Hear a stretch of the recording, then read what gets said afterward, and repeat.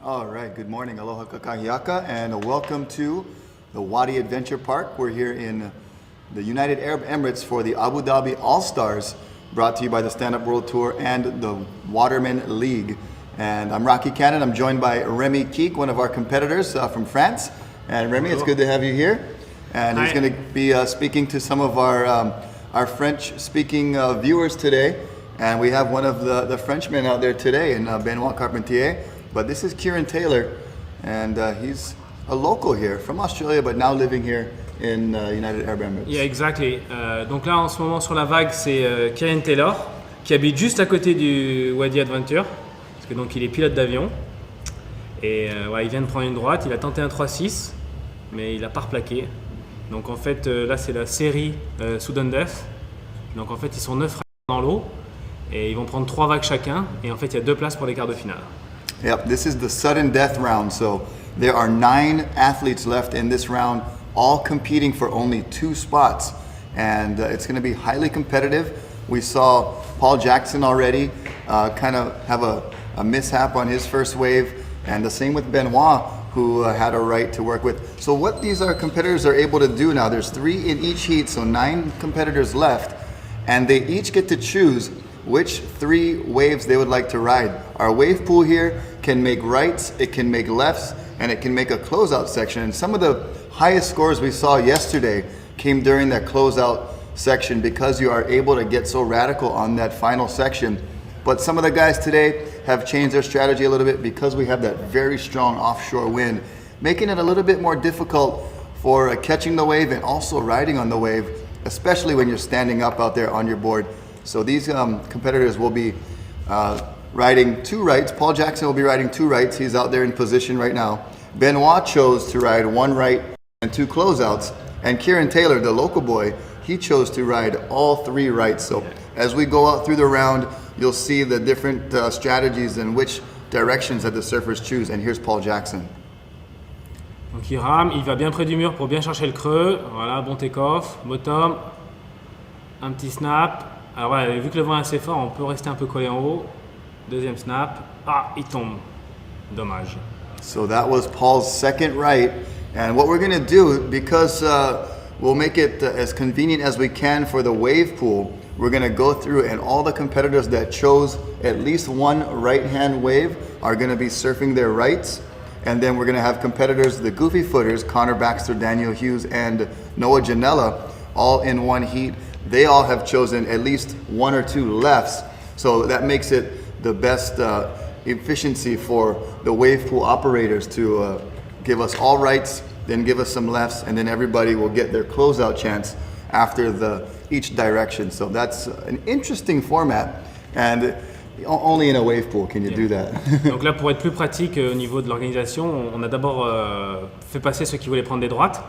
Et après, donc, ça va être les Goofy avec Connor Baxter, Daniel Hughes et Noah Ginella qui vont prendre les gauches. Et à la fin, tout le monde prendra les close-outs.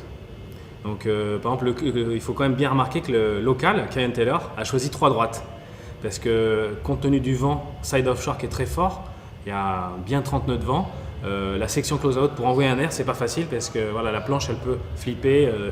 Donc, Kieran, lui, il a choisi 3 droites. Alors que Ben a choisi la stratégie inverse, 1 droite et 2 close-out.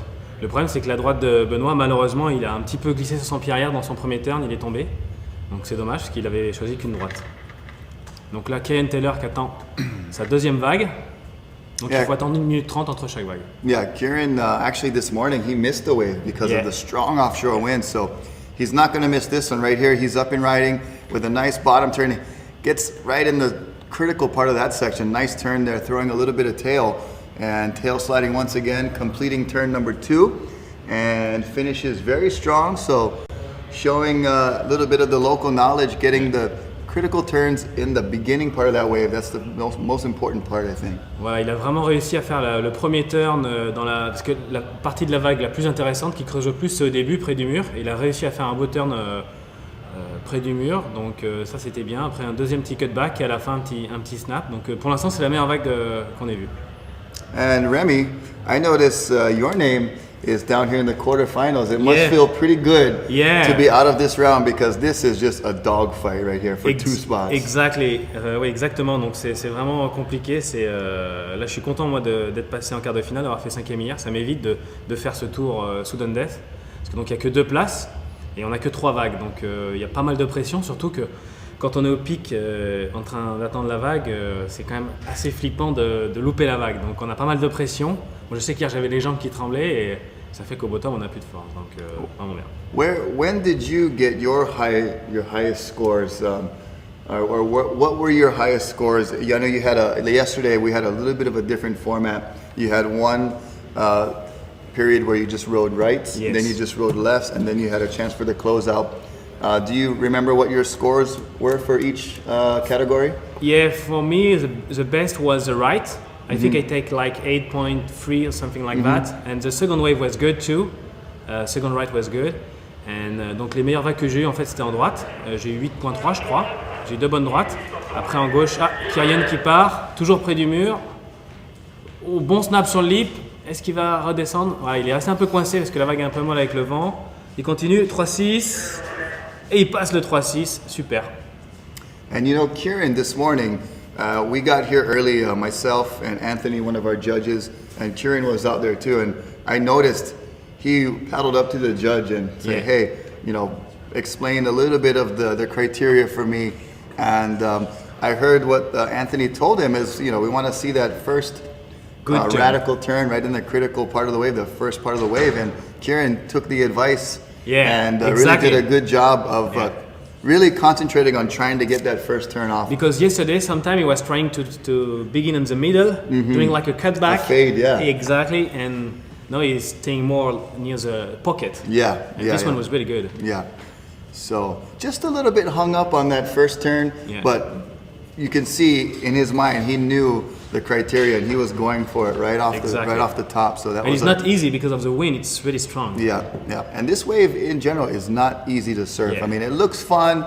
It's you know, a great venue to be in the desert surfing this like really awesome venue, but the wave itself compared to surfing in the ocean is Yeah, quite for sure. different. And for competing, it's not easy because we just have free wave, you know, and when you're on the sea, you can take like 7, 8 Right. wave. Yeah. Donc voilà, c'est ça la difficulté, c'est qu'on a que 3 vagues. La vague paraît facile parce que donc on est dans une piscine, c'est vrai que c'est tout le temps la même vague, mais voilà, c'est pas très facile parce qu'en fait il y a pas mal de puissance en bas de vague, alors qu'en haut de vague c'est un petit peu mou, contrairement aux vagues en mer. Donc bon, mais c'est intéressant. Surtout on peut tous surfer sur la même vague. Donc c'est ça qui est vraiment super dans cette compétition, c'est qu'on est sur un pied d'égalité en termes de vagues. So we've had Kieran take his 3 rights. He's finished for this particular heat. Benoit had his 1 right. He still has 2 closeouts Exactly. later on in the round. Paul Jackson is, I think that might be him out there. He had 2 waves already. I So think they are changing. Look, the guy is. I think they put the closeout now. Oh, now they're going to go back to the closeout so that these Paul Jackson and Benoit can get their closeout waves. Paul will have 1 chance at a closeout, and Benoit will have 2 chances 2 chances. at a closeout. And then we'll move on to the next heat. Donc voilà, Paul Jackson a 1 vague en close-out et Benoît a 2 vagues en close-out.